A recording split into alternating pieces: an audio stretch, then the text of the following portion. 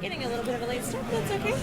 So I'm going to just initially have some opening remarks, and then I'm going to introduce myself, and then we'll just go down the line. I have a slide for each of you. And you can introduce, you can say whatever the hell you want, really, but, you know. All right, everyone. It is 5:05, and people are actually stopping finally, filing in. So welcome to designing a procedurally generated game. I hope you've been having a good PAX. We have an amazing set of panelists today. So I called this meeting of like minds together because I'm currently embedded in the design of Moon Hunters, which is the second game from Kitfox Games. And our ambition initially was to procedurally generate mythologies, and we're getting there. We're procedurally generating something anyway, and that's why I'm obsessed with this and decided it would be really fun, probably for you and me too, to hear these designers discuss their own thoughts on designing procedural generations. Okay, my name's Kepa. I've been making games for about 6 years now. And I'm working on 3 games, or publishing 3 games right now, and they're all procedurally generated. There's Death Road to Canada up there. It's a game about a road trip from Florida to Canada, where you have a bunch of, you pick up people like hitchhikers and such, or find people, and they're all jerks, and you're trying to hold your group together for just a little bit during choose your own adventure style events, and then that's mixed in with action adventure, fighting 100, 200 zombies at a time as they slowly creep towards you segments. And then we're working on a game called Dad by the Sword, about your dad running around in jean shorts, slicing up anti-dads with a claymore. I'm being serious about all these games, by the way. And yeah, we're working on a couple more, and we've recently released Wayward Souls, which was once again procedurally generated. Cool. My name is Tyler. I'm the game designer for Darkest Dungeon. And oh my gosh, which I like to think of as a procedural stress generator for me, because every day you don't know what you're going to get. Generally, random amounts of stress. That's all games, though. Yeah, I don't think it's specific to Darkest Dungeon, but so it's got some roguelike elements, which we can get into. So there's some procedural stuff there, and then some of the stuff we're doing with heroes. But I love that kind of like systems-based games, and I also love done some design of board and tabletop games and things like that. And so I always think of like Advanced Hero Quest, where it's like, oh, roll d6, okay, lay a chord on, now it's a junction, as its basic simple form. But I'm Tarn. I make Dwarf Fortress.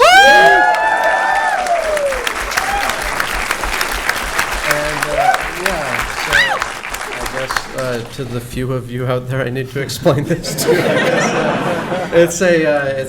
We aspire to kind of have this sort of fantasy world generator. It makes a map with mountains and forests and so on. Runs a history for a few hundred years if your computer can hack it, and then you play a little colony of dwarves. They all have their little personalities and other things going on. We're procedurally generate everything. That's kind of what we do. Just to try and get stories to pop up, a game we can play ourselves, that kind of thing. I'll move on. I'm Ryan Clark, and I love Dwarf Fortress. Which is true. I am Ryan Clark, the designer of Crypt of the NecroDancer, which is a dungeon crawling rhythm game. Thanks. There's a dance party following this panel. Yeah. So if you haven't played it, it's a roguelike rhythm game where you have to move on the beat of the music to fight enemies and pick up loot and buy things in the shop and whatnot. And all the levels and enemies and items and stuff are procedurally generated.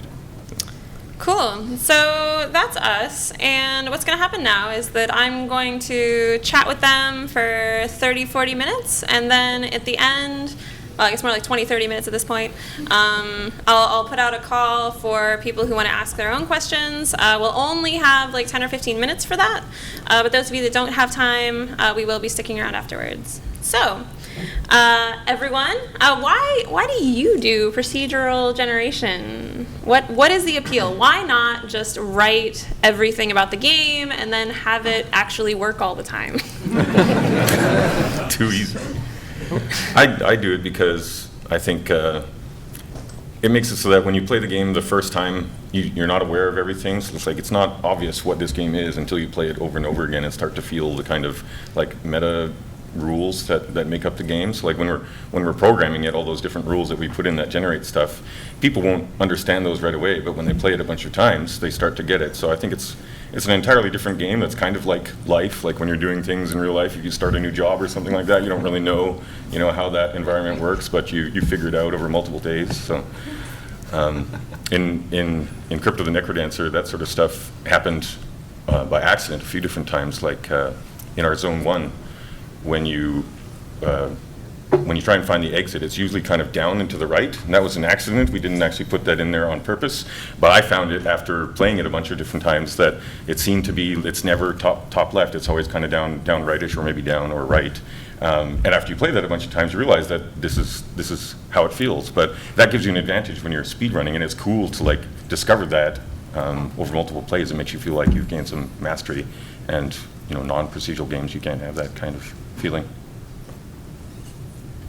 Yeah, I mean, we do it just, we didn't, my brother, I always say we, Zach's out there somewhere.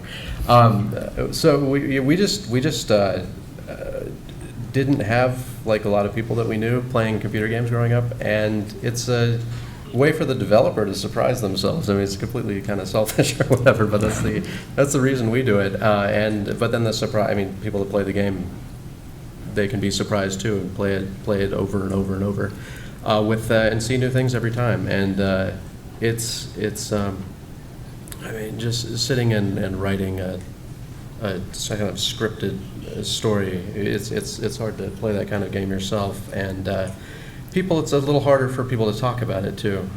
Is when you actually have people out there playing your game, you get to see like the real amazing thing about procedural generation is that everyone can kind of see a different angle of the game, and you can have. It creates a whole sort of community around what's going on. That's really special. And they kind of talk about it in terms of stories and things like that, rather than mechanics. Nobody ever really talks about the different things that you can kind of do with your dwarves. They talk about what happened to them, crazy things. So it's different from other games. I feel like the fact that they're figuring things out also makes them feel more involved and more excited about what happened because they're figuring it out. It's not being told to them. And you can actually discover things like other games where everything is placed by hand. You're discovering a thing that the designer specifically did, but with a procedurally generated game, you can make like a real discovery that nobody knows. Yeah, because maybe the internet spoiled that for people. Because you used to be able to find things in games. Yeah. You could at least pretend no one else knew that. Yep. Yeah, the old like, did you know that this part of Super Mario Bros. You can jump up and there's a hidden part? Yep. Now you just immediately go day one. There's a guide. You don't have to do any effort to actually discover anything. Mm-hmm. For me, it's similar from a design perspective. I think of I just get really bored. Personally, like if I'm going to hand place everything and then I know exactly what's there, there's no surprise. So it's a little bit for my own enjoyment, but I don't mind so much consuming scripted content. Like if something, it's like a movie. I love it when this care and attention is gone into creating something, but I guess I'm a systems designer, so when you're a hammer, everything looks like a nail. So I guess you just start doing the things that are soothing to you. But yeah, I like the idea of also making a game that I would enjoy personally and kind of being surprised as that goes. It just feels like it toggles a different part of the brain to be thinking of like discovering possibilities as opposed to just placing every single thing. And then that stresses me out way more than the idea of kind of playing in a sandbox of systems. So. Yeah, I wanted to get into procedural generation because I've always had the dream of making a game that outlives me. Mm-hmm. By that, like, people are playing it after I'm, dead in the ground. And I think procedural generation's a huge part of that. I think it's also cool that you don't, if it's a procedural game, you often won't get sick of your own game, at least not as much. Like, I've made puzzle games and stuff in the past, and like, I can't go solve my own puzzles. That's not fun. It definitely makes like a year of play testing easier on the developer. Because you're actually playing it. Like whenever we added a new zone to NecroDancer, I was excited because I actually got to play my game and see what these enemies were going to do to me and stuff. It was really fun. So, but yeah, if you're designing puzzles and things like that or an adventure game, it's not going to be exciting to you. That might be a huge part of it. I mean, we're all small teams relatively. Like we have to do our own quality assurance much more than some of the bigger studios, which you just design content, send it off, and someone will let you know if there's something wrong. which we can't really do. Yeah, and the perspective of, I think like when you're designing a puzzle, you have to rely on outside feedback for the perspective of like, is it working? Yep. Because you know exactly what the 3 items to grab and sequence them, so that takes you 20 seconds, you know where they are. And I suppose I don't really want to rely all through development on other people coming in and saying, oh, that seems a bit long. I mean, it's good to have feedback, but Yep. doing those iterations where you're just working on it yourself, it's really nice to be just, essentially procedural systems relegate you to a player role as though you're not even a dev. in a Yeah. way. Yeah, I think when you're designing stuff, normally you often like have to imagine what the player is going to feel, especially with puzzle games and things like that. Like, what are they going to feel when they get to these different parts? But with a procedural game, you don't have to imagine because you can play it just like they do, right? And you don't know in the same way that they don't know what's Another gonna thing I happen. really like along those lines is that it's very easy to integrate things without everything else breaking. Well, What? well, sometimes. Wow. I want to work on your games. Is there anything that you either wish you hadn't proc gen, or it seems tempting to not do so? Like any element you've been avoiding because of proc gen, or I don't know, anything along those lines? Like, are there things that lend themselves better to procedural generation? So for us, for room design, we originally tried to figure out how to design every nook and cranny in the walls. And then Darius Kazemi did an article about how the procedural generation in Spelunky works. And how that works is, instead of having like every single tile be placed by code, what Spelunky does is just have a bunch of hand-drawn rooms. And I think it's about like 30 rooms per area type or something. Yeah. But then there's slight variations in those. So unless someone tells you that there's only 30 variations, it'll take a long time for you to figure out all the variations. So yeah, we pretty much took the Spelunky method where we do handcrafted content and then there's a lot of variations per room. And I think no one really cares. Like if you make like the best room generator in the world so it makes like correct walls constantly, no one will notice or care. So it's just Good job, you made a wall. Yeah, definitely. Yeah, I mean, I can just vouch for the fact that putting tiles down is a complete nightmare. I mean, you have, especially when you're dealing in 3 dimensions, you just screw up one variable, one place, one minus sign or whatever, and then you might go back and look at your maps and they're fine, and then you look again and they're fine, and then once 10,000 people are playing or something, there'll be about 100 of them that get the right configuration where it's just totally wrong and opens a floor in the ground that goes down 10,000 blocks and lava's bubbling up and so on. Would that be a bug or feature for Dwarf Fortress? It's all the same. I mean, if people enjoy themselves for a while, we just take a time fixing the problem. You know, We did some things like we consciously haven't done items, which is sort of ironic because we're hand designing our items and then we've spent the least amount of time on them. Like it's coming, it's on the schedule, so it's kind of funny that we're not proc-genning the items, but then we've cocked up the items like all manner of ways, so we should have just proc-gen them. But I just didn't want random, like, I was getting a little tired of some of, from a playing perspective, the fierce crying Knife of the knife monkey. of the Yeah. moon. And you're like, oh, so that, Yeah, monkey like of at the first whale, that yeah. was so cool when people started doing that, but now it's almost expected that you should have a procedural item system that appends all the prefixes and suffixes, and then I find now, like, I see through it, it's like it's taken some of the mystery away from it. You're like, oh, well, this is like +5 in the moonlight and this.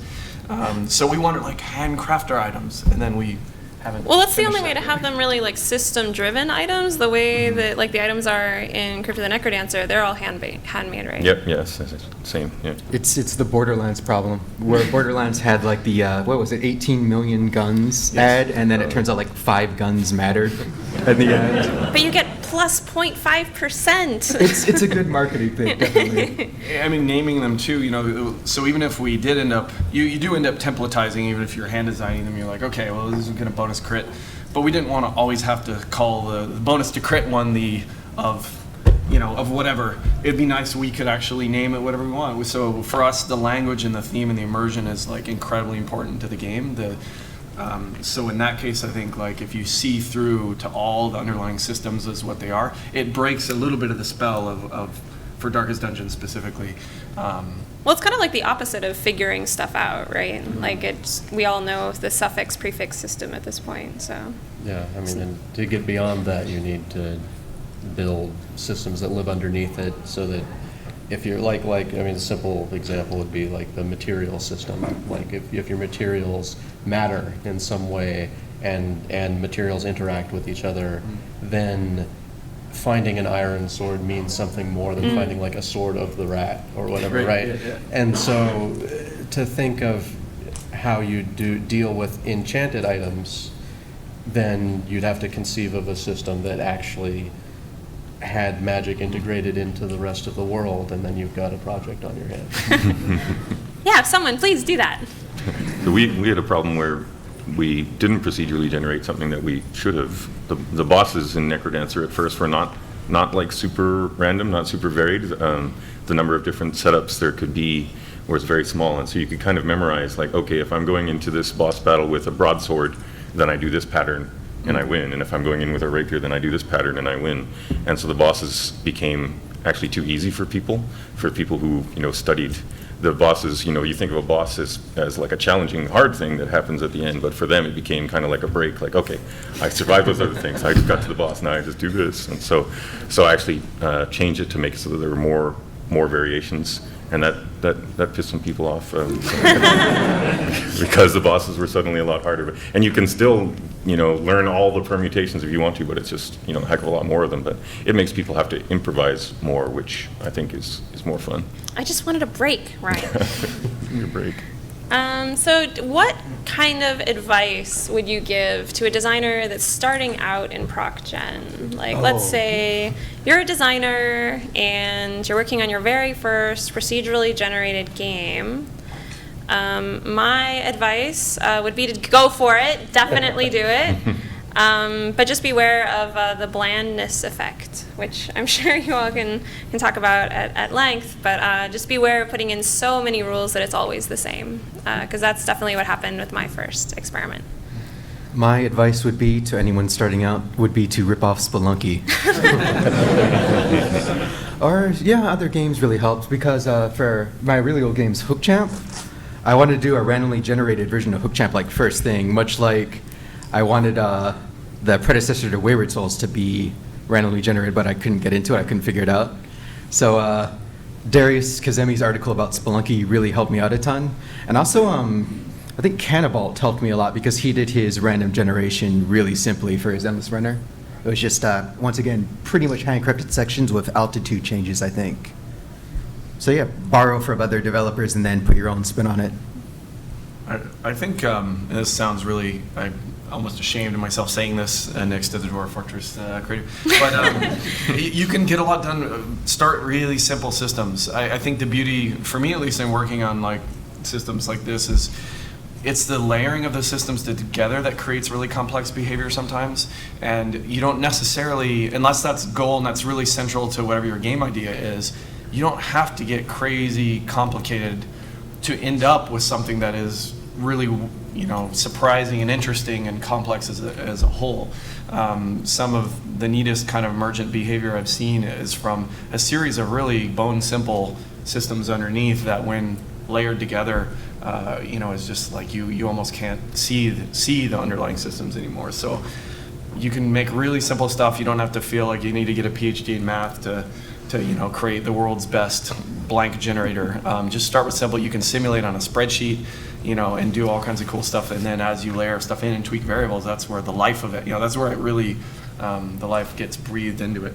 I think a lot of starting designers get really wrapped up in the thought of their game, like the idea of their game, and they don't just leap in there when they should, and instead, they start writing for hours and hours and hours. Like, they have this amazing concept for a game, and then it's like way overwhelming, and then they can't make that game anymore, and it's really sad. It happens with programmers too, right? Programs can tend to overspecify, try and come up with the perfect algorithm, and they haven't started yet.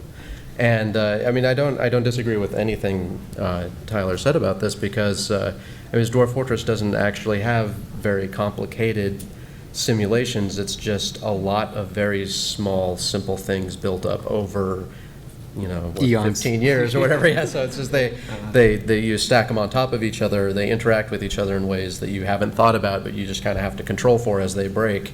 And you'll eventually have something really interesting going on. I mean, in terms of starting out, I would recommend people to just start on a small, simple project that you kind of have in your head what's going on. Whip out a tablet. I mean, that's what I end up doing most of the time when I start a new system, is take a tablet, draw what I want to do. If I had like a town generator or something, go on the internet, look at maps of, they're kind of like the towns I want to make, and then just draw them, and then draw a new one. And when I see one that I've drawn that looks right, I was like, what are the steps that I had in my head when I was drawing it? Did I lay out the roads first? Did I try and say where the large structures were first? Did I care more about not making it look too square?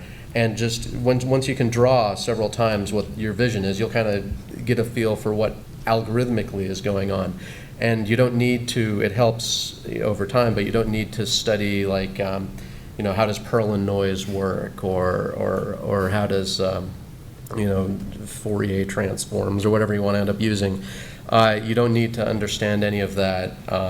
It's best just to dive in, get something on the screen that you can tweak, and have a kind of semi-playable project so that you can just iterate over and over. I mean, we're all into iteration here. We were talking about that before. Just there's not going to be some perfect algorithm. You're just going to get to close enough, and it'll be fine once you get there. I think for that blandness problem that you were talking about, Tanya, it's probably because people often, when they're thinking about procedurally generated games or designing one, they think about like the world and how it's going to look and how it's all going to be, but they don't. I think you should focus more on like what are the events, what are the things that are going to happen, and how, what rules you need to set up in order to make those cool things happen. Like, isn't that what you do? You guys talk about like, these are neat things that we'd like to be able to do in the game. Yeah, I mean, and then what do we need to do to make it? Our principal way of planning was just to write down little fantasy stories. It's like, this is great, and then just look at, when just reading one sentence out of some fantasy novel, the implications are huge. You need all kinds of stuff just to say, like, the Conan got on the boat and started arguing with somebody about a camel or whatever. Yeah. It's just, there's all of the implications there about what you'd actually need to make that happen without being scripted.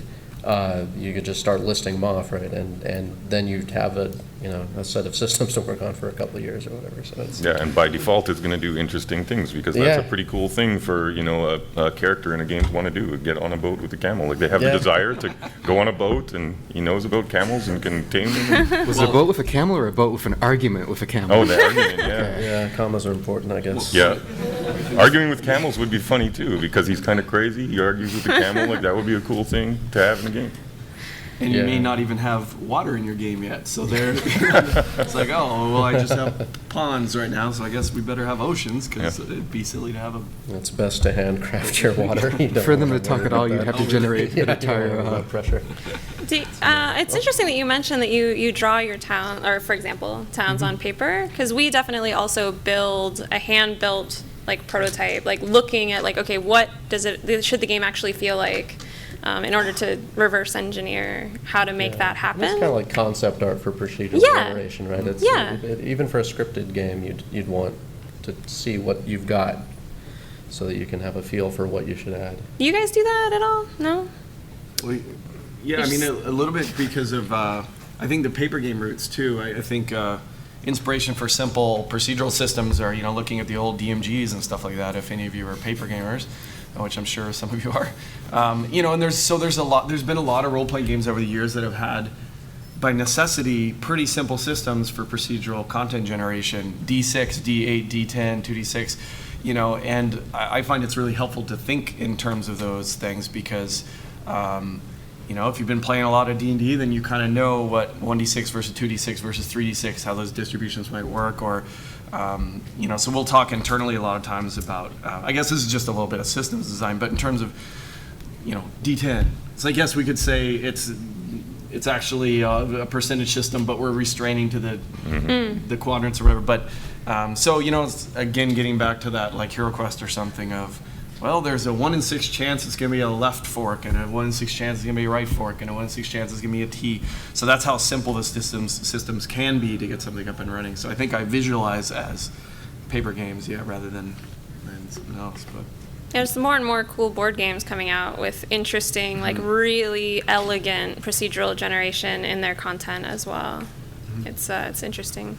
Yeah, we did it a little different for NecroDancer. I didn't draw like what I wanted the zones to look like or anything. It was based on the way that the combat works, increasing the level of difficulty. So in Zone 1, there are like hallways that are kind of narrow, and it's easier to fight enemies if they're coming at you single file and if it's in a narrow area. So then to up the difficulty a bit for Zone 2, I made the hallways kind of wider so that more enemies can come at you at once. And then Zone 3 is like cavernous, so they can come at you from all directions. And then Zone 4, we did even crueler things. So yeah, it wasn't so much drawing. It was based on the difficulty ramp, how it had to be. Cool. Is there anything that you feel like maybe some people get wrong often, either in their first attempts or, I don't know, maybe procedural generation examples that intrigue you in an unpleasant way? Yeah, I've definitely seen some games where, like you were saying, it's bland. It's like a big wide open world, and at first it seems amazing. Like it's huge. There's so many possibilities. But then you walk around, and it's not that much stuff to do. So that's why I was suggesting that people should think about what are the fun things that could happen and design around that. yeah, procedural doesn't necessarily mean expansive, and I think like that's a key. I mean, I remember back from Daggerfall, when Daggerfall came out, and the sequel to it. So we're going with pre-Skyrim by like 3 or 4 generations of the same series. But one of the back of the box bullet sells points was like over X dozens and dozens of villages and so many square kilometers or miles, and that's really exciting. And we still see that. It's funny because that same stuff. I mean, No Man's Sky is selling the same dream, right? Like, so big that the possibilities are limitless. But then when I was playing Daggerfall, it was kind of like every village looks the same. Yeah. And there's nothing unique about each individual place. And so I think that's the danger of just because you have the power of the computer and your with one click you can do anything. Times 1 million. Yeah, I think it's still better to do like a couple meaningful things than a million. Yeah, I think overall Daggerfall was pretty instructive in terms of things you can do wrong with procedural generation. The game is from 96 or something, right? Yeah. So you can't. That was inspirational, for sure. Yeah, no, it was great. It did kind of carry things forward. But when you think it was like thousands of actually like towns in different provinces, right? There were so many. It was but they were all the same. But then when you went into the dungeons, that was really interesting because. It was like Spelunky. It took modules and glued them together, but they didn't do the little tweaks and wiggles that you need to do. So, but they were really happy with like these giant set piece modules with stairs going up and then stairs on the side, torches, and a skeleton, and then you'd go to the next dungeon over and you'd find that glued in somewhere else, and in like a roguelike game, it's not a problem going into NetHack and there's a rectangle. And it has different stuff in it, but a rectangle is a repetitive module, right? But it doesn't matter. You don't feel like that's part of the immersion of the game. Whereas in Daggerfall, the graphics at the time, it was like this is why we're here, and if they had just done little tweaks, and you can kind of the next step of that would be like these Bloodborne dungeons, right? They have modules. You see the bridge with the swinging axes, right? Because I don't know. For people who haven't played it, Bloodborne is a Souls type game with fixed levels, but then there's these chalice dungeons you can make that are procedurally generated from modules. But they do some things. They change the furniture. They put fog in this one and not in this one. The creatures change. It feels like a halfway point to a decent job. So if you can see through to all the Lego pieces, it kind of breaks this a little bit. Yeah. And in Spelunky, you really can't. I mean, you feel like it's the game elements that are the things that you're being challenged by, and you don't feel like if there's a little pool of water, it feels like its own pool of water. It never feels like. Yeah, and even if there's an enemy, even if, for example, there was a module that had an enemy in the same place, what's around it can dramatically affect how you need to deal with that challenge. Whereas maybe in that Daggerfall example, that skeleton being right there, there's really no relevance to what's around. It doesn't Yeah, really or change. you just learn how to fight it on the stairway the same way every time or whatever. Right. Is there anything that's particularly challenging for you in the procedural, like anything that's tripped you up a little bit in your procedural generation explorations and experiments? Yeah, debugging can be really hard sometimes. If there's like some weird rare thing that, even if you have a system where you can put in a seed number and get the same dungeon, if your determinism isn't, exact, then it may not give you the exact same dungeon every time. So there can be things that happen, only to one every millionth play or something, and people will tweet at us, this weird thing happened, like, oh, how am I ever gonna figure out? So you end up like just looking at code, but it's hard to tell when looking at like procedural code what it is about this that makes it so that sometimes the hallways do a weird thing, or the torch is floating instead of being on a wall. We had a seed problem at PAX, actually, the previous PAX, where I realized that I had been trying to really harness procedural generation. So I designed a bunch of levels and then kept the seeds of the ones I wanted to show at PAX because they were the right size and the right shape and they looked nice. And then I had done it on a Mac, and then we demoed everything on PC. And so day one was like, first of all, I of course blamed the programmers, and then I blamed someone had brought the wrong build, and then it was just like, oh man, and finally, we figured out that I had taken the seeds from the wrong machine, so that was a bummer, but. Yeah, I had the same thing happen with it. It was a compiler optimization between Mac and PC. One of them, it took the conditional out, and one of them it left it in, and so it called a random number one more time. And that's all it takes. I mean, you're going to do a million random numbers. If you get out of sequence, because these are all random numbers on a computer, actually, it's pseudo-random. It's just going through a sequence of random numbers in a particular order, and you just use them how you want. And if you just get one step out of phase, then the whole world looks different, and you can't debug someone's code that they send you or whatever. Cool. Well, I mean, what is next for you, and what do you think is next for like procedural generation? Like, I mean, those are two completely different questions, but maybe not. I don't know. I'm interested to see what Dwarf Fortress is doing next. What's Dwarf Fortress doing next? Yeah. Yeah. So the thing we're currently working on is these kind of procedural art forms in, I guess, the worst possible way you could think about doing it, which is, here are some paragraphs describing poetry. Here are some paragraphs describing a type of music. Yesterday I spent time with like 60, timbre, is that how you pronounce it? I know it's like timbre. lingerie, right? It's a difficult word. And the timbre words, these are words that are not related to pitch or loudness, but it's a warm tone, a rich tone, a clear tone, a buzzy tone. And just trying to procedurally generate those for instruments so that they don't conflict with each other and they're in nice families and so forth. But the instrument can shift register and it can change some of them, but not all of them and so forth. And then, but you're just reading this about, like, this is this dwarven instrument that has these traits and there's no sound at all. And so, I mean, did we go too far down the rabbit hole? It's always true that we just go, yeah. No. So we're hoping. I love the can rabbit find you some musicians that I'm sure can Yeah, procedurally generate well, something. I put up my example paragraphs, and the musicians were quite critical of. That's why the timbre is going in. Actually, we didn't have that before. We were just like, this is a glass instrument, and blah blah blah. And they're like, well, what does it sound like, or whatever? And I'm like, well, I can tell you how it sounds. I can't show you that. So for me, after I get Death Road to Canada out and Died by the Sword, I want to start making more procedurally generated sword fighting games. And the one after Died by the Sword, and Died by the Sword's combat is goofy as hell. You like hold the left mouse button, you're sticking your arm in, and you just flop your mouse around and you control it super accurately, which makes the game harder.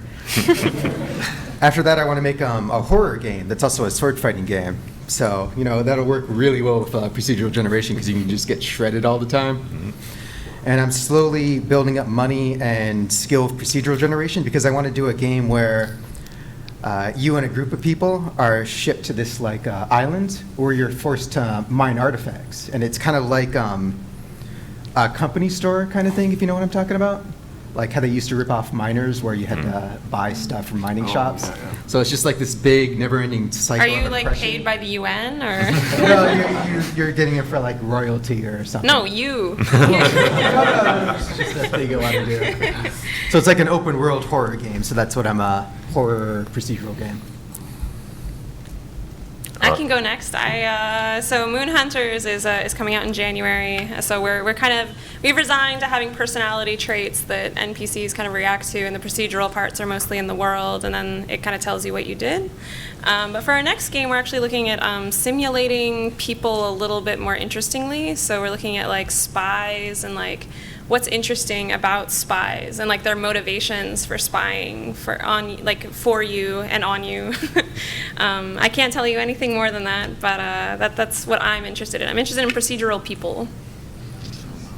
Yeah, we're just finishing up getting NecroDancer on PlayStation and Vita and stuff like that, and so we're just getting started on our next game, which will be also a procedural game, but a sim game, not a rhythm game. I know we're disappointing some people that it's not going to be a rhythm game, but it'll have a great soundtrack, I'm sure. Yes, definitely. But yeah, I think for cool stuff that might be next, I don't know if that was your question of like what the industry could do.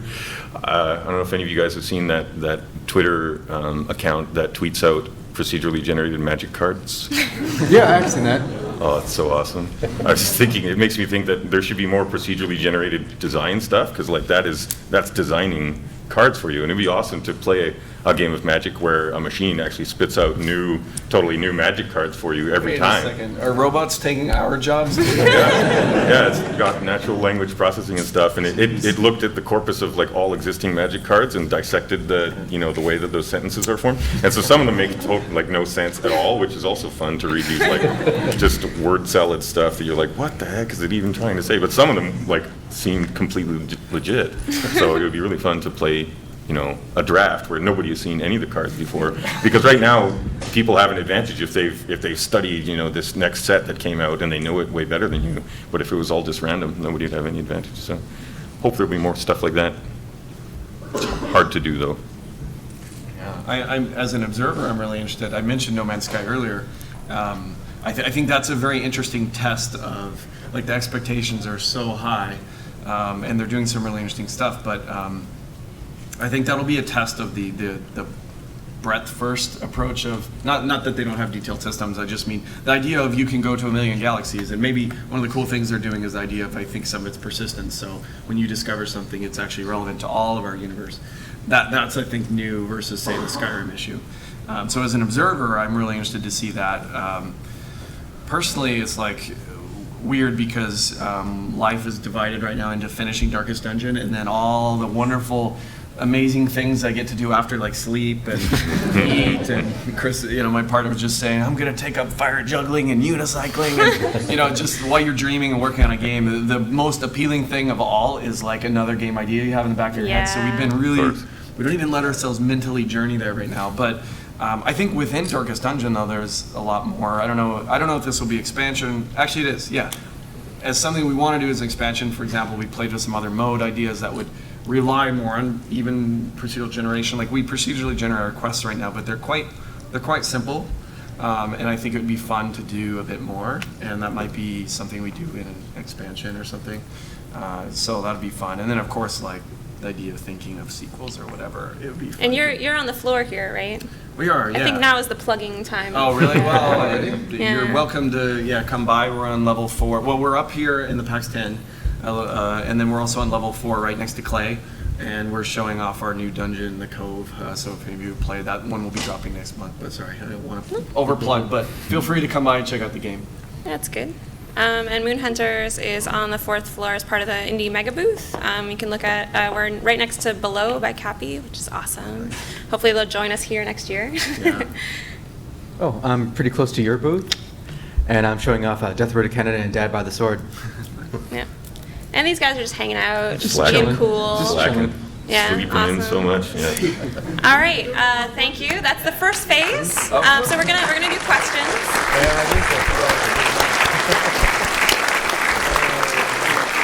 This is our audience-generated content. Yes, it is time for the user-generated content portion of this entertainment.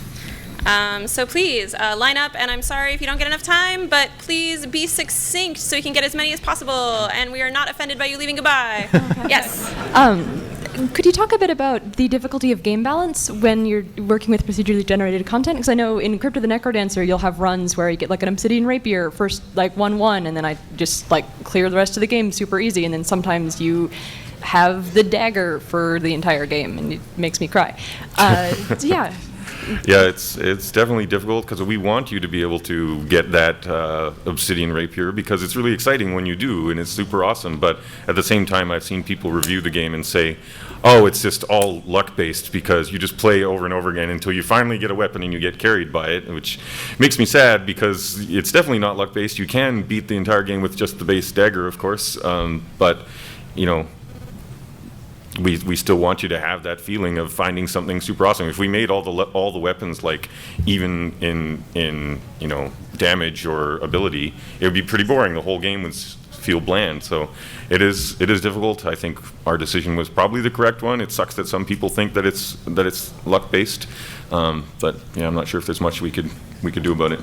Yeah, it's interesting. I mean, I feel like our game and maybe Dwarf Fortress, like even more so, is more about exploration rather than like overcoming a challenge. It makes it a lot easier to balance. We don't do because it's so. not. We struggle. I mean, balance, but same thing. The variance is very high because in Darkest Dungeon, sometimes you assemble the right party, you go into the dungeon, you get a couple bad monster mash draws. We call them mashes. It's like an encounter. You know, and that can ruin. But we've actually built game mechanics. We didn't build game mechanics around that problem. That problem is actually a feature because we want to constantly put you in a frame of mind of you can retreat. Like sometimes you do everything right and it doesn't work out, and that is part of the game is to retreat. So you know, but the variance, it drives people crazy. And occasionally I'll be giving a demo. I remember another PAX story, like someone from one of the big sites came by and they just.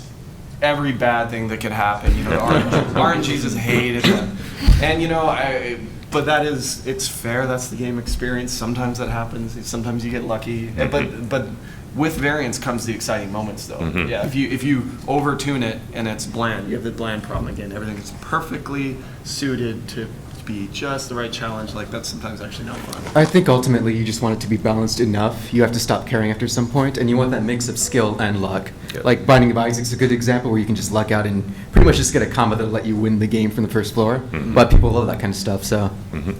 Yes. So you've talked about it a couple times about seeing through the tricks and like seeing the systems, feeling the systems, whether that makes it bland or difficult or however. Do you think that, I think it's fair to say that all of your games are kind of hard, but then they become easy. Do you think that's an inherent pattern with all procedural games? Is there a way to solve it? Does it need solving? Yeah, is it bad? Yeah. If it didn't become easy for you, that would mean that the game was kind of unlearnable, or you'd stop trying because you're not progressing, right? So I think it needs to be like that. But yeah, like the rate at which you learn is something that can be tuned for sure. I mean, I think part of the reason why people love Dwarf Fortress is because it is so complex that it is beyond immediate comprehension. Like you can understand the different parts of it at any given time, but I mean, maybe you understand every single. Well, I mean, looking at my forum, everyone was just, this game's too easy. That's kind of the whole. Yeah, so I definitely agree with that. I mean, I think that's the answer to it. It's an unavoidable problem.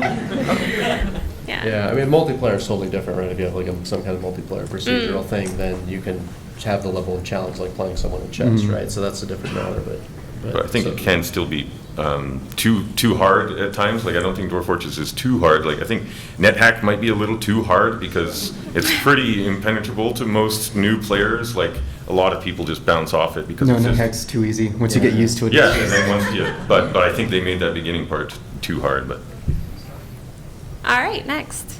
I just wanted to know if you guys had any like other resources that you've used while you were developing your procedural games to like inspire you that other people can learn from. Spelunky. Stop making platformers, God. Yeah. I mean, we were inspired by the kind of old 80s games like Starflight and stuff. That was really neat. They were way ahead of their time, and like Danny Bunton games, stuff like that. But when it comes to like resources to sort of learn things or so on, I know there's like a procedural wiki and so forth. I'm not a very good programmer. I just don't look things up as much as I should. But I know there's a procedural content wiki, but mostly just look at other games and then plow ahead. Practices. It's just like playing an instrument or whatever. Practice is the most important thing. Just kind of dive into stuff. Yeah, for me, it's more the systems. Like again, I tend to try to make simpler systems. So I'm not really necessarily looking up crazy algorithms unless there's a specific thing. It's more about like, oh, board game examples or past game examples that inspire me, or even just books, like thematic books on what you're doing, and the systems sort of like start forming. But so I think, but there are a lot of, Gamma Sutra, of course, has some articles that people have posted on their blogs about, because procedural generation has been pretty hot the last couple of years. And so there's a lot more talk about it. There's a lot more articles written about it now than there were even a couple of years ago. Yeah, I mean, I think the indie community is super friendly. My number one resource is always other indie developers. So like you can get all of our email addresses, and like maybe we'll be crunching and we can't answer you, but one of us might. And really just playing each other's games and getting inspired is really helpful for me. I was wondering if you guys had ever thought of procedurally generated missions that would draw you to particular procedurally generated obstacles. So I guess I pulled from Secret of Mana, where you had to use a rope or like a whip or whatever to get over a cavern, or different items to do particularly different things, like burn a ice wall or something like that.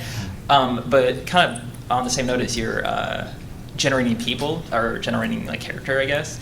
Have the characters generate your own missions, but somehow so succinctly, what is your question? Well, okay, sorry. So basically, I just wanted to know if the NPCs, if you guys thought about NPCs that would generate missions that were unique, I guess, is the idea. You could do that now. You could, someone's figured out like the key problem for getting like. Did Rogue do that? I mean, I don't remember. Rogue did do it. Had it, yeah. So the problem here is like with Zelda Quest, the items are basically keys that let you into new areas. Okay. And the obstacles are doors that you need the keys for, and people have figured that out already. It's a solved problem. Oh, cool. I don't recall a game besides Rogue that's actually done that now. It hasn't been fully explored or anything, but it people are starting out just you have spatially your thing is represented, your whatever your game is, and then you can partition it into kind of say numbered zones or something, and then you just make sure that things happen in the right order, and then you can kind of have a list of tools. That'd be kind of a simple starting approach, and then you can just keep iterating and make it interesting. But yeah, some people are interested, and you should see. You might also want to check out academics on AI. There's a lot of interesting AI research being done that's completely separate from games. They don't even consider them games, and they're just like in a university toiling away on this really cool needs generation engines and stuff. So definitely go online. Okay, thank you. We have Hi. 8 minutes left, so we probably have like 2 or 3 questions. Okay, my name is Shane. I'm a Dwarf Fortress donor from Oklahoma City, and I guess my question is more for the great toady one here, Tarn, because his game is really kind of unique in the fact that most of the developers here at PAX, they create a product, they sell a product, then they go on to create another product. Succinct question, please. My question is, with Dwarf Fortress being basically your career, you don't sell it, you survive on the charity of your very loyal users. As you develop Dwarf Fortress, and it becomes more and more complex, is there a point in the development where it could become so complex that it becomes like inordinately difficult to continue development on it? No, I don't think that's going to be a problem. This is the thing that we've kind of run into in our graveyard of prior projects, which number in the hundreds. You get used to adding. It's kind of like object-oriented programming. You get used to adding a new system that plays nice enough with the other systems that design-wise, people aren't going to see, they're going to see less and less of the game, like a new player coming in, right, is going to see less and less of the game. But things will still work. I don't think it's going to fall apart for that reason. There are things like just the speed, right? Everyone knows who's played it about like frames per second problems and stuff like that. That's surmountable to a point, and going, like we have memory problems too, we'll go to 64-bit and solve some of those, hopefully. But I think it's not with the stuff that we have planned that just kind of adds new stuff, like all this new art form and kind of tech tree where your dwarves can kind of prove the Pythagorean theorem now. If someone makes a library, they'll see it. If they don't make a library, they won't. I mean, there are problems with like the interface does. You get more options, more nesting, and it starts to feel, a little problematic. But I don't think, certainly in the time I have left to work on it or whatever, I don't think it's going to be a huge problem. I think it'll be okay. Well, thank you. Hi, my name is Glenn Pierce. I'm a software developer. We talk a lot here about iterative functions and permutations and layers upon layers of those. Do you guys see any benefit, especially you, Tanya, with the character development, personality development, with other sorts of equations therein involved, such as, but not like totally crazy here, neural networks or machine learning or something like that? Or is that like way outside of the bounds of a game, or is it going to be useless to the end user looking at the difference between that versus an iterative permutation? Yeah, the tricky thing about the complex, part of the appeal of Dwarf Fortress is the complexity is there, like it's in your face. It's not secretly behind a sheet, like you don't have to trust his word for it that it's really complex. Like you can see the complexity. And I think part of the trick with people is that we're very complex and we're very opaque. A lot of our complexities are very, very difficult to see on the surface. You have to really get to know someone to understand why they're a complex person. And I think not enough people are really exploring that space. But I think there are a lot of different angles you could look at it. You could look at it from a more machine learning side. You could look at it from psychology. You could look at it from sociology. And I think I hope you all do that, because there'll all be super different games, and the end user experience will be really different depending on what you're trying to achieve with your game. Thank you. Just to comment on that, I would say it's really good to take a step back and figure out what you're actually trying to accomplish. Yeah. And I think this is true with a lot of game development. I think there's a lot of people that start game projects that they're actually more interested in the technology. You know, they're trying to drive something forward, like they're interested in improving the performance of the whatever it is. And I think if you're there's no judgment on either side, but I think if your goal is actually to have a game system working that you're playing, that you shouldn't be concerned with what is behind the scenes. You should be concerned with what the result is. And so there can be a temptation to, to try to get up to speed on the latest development in computer science on that, when something that was done 30 years ago would work. So it's really a matter of, I think it's worth remembering what your goal is. Absolutely. I think there's a danger if you use things like neural networks that it can be too difficult for players to actually comprehend what the heck is going on. Like we were talking about with NetHack possibly being too hard. If the people in your game are like too difficult for you to understand why they're behaving like that, then you might get like real people. Yes, exactly. People don't want to play games to deal with real people. Just like in real life. Tanya, you had mentioned that there are some modern board games that had inspiring procedural generation and content. What are some of your favorite examples, and if the other panelists have some suggestions? Sure. My favorite example right now, I'm really obsessed with Mysterium. It's a dream. I don't know who's played Dixit. Dixit, yeah. Okay, imagine those cards. Okay, it's a game just about cards with really weird images. They're like really dreamlike. And so this Mysterium game uses those to procedurally generate a murder mystery of sorts. And so the ghost has these cards with weird images, and they're trying to tell the other players how they were murdered and by whom and where.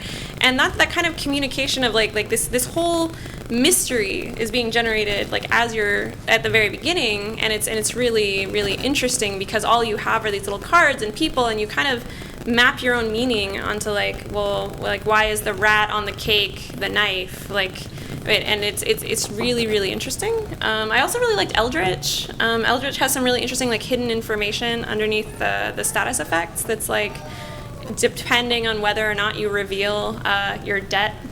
If you let your debt relapse, you get different results. And so it's very, very different each time. I recommend looking at Eldritch and Mysterium for sure. Any other recommendations? Cool. Yeah. So much like using handcrafted content like in Spelunky, what challenges would you see or have you seen in using fan-designed content for procedural generation? Oh, I haven't done that yet. I really want to get into having fans do content and integrate that into a larger game. It's something I really want to get into. I'm not sure, have any games really done that successfully yet? Well, Unity okay, so you can make mod content in Unity, and we were starting to do it. Sort of. But like the complexity of having like our various event systems and the event triggers, like it became super difficult. Like it would have added like a year of development. So now you can change the skin on your characters. You can run around as Mega Man, so that's kind of cool.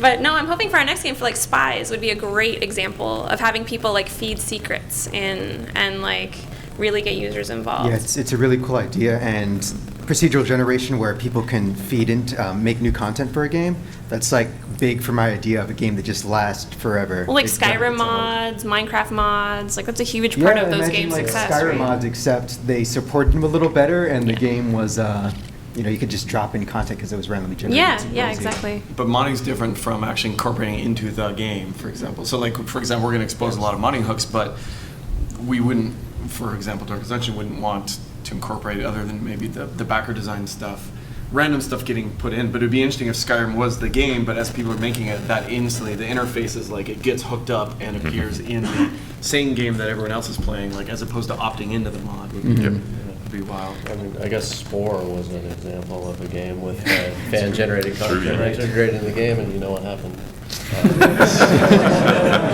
What happened?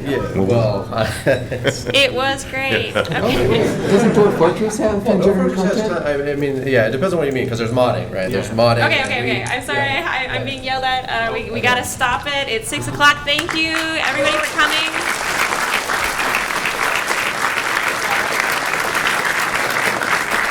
Thank you very much. Have a great PAX. Nice. Awesome. We tried our best. That was fun, guys. Yeah, Good job. That was really natural. That was fun. Yeah, the time passed real quick. Yeah. I didn't even notice. Nobody was rambling too much. Hey.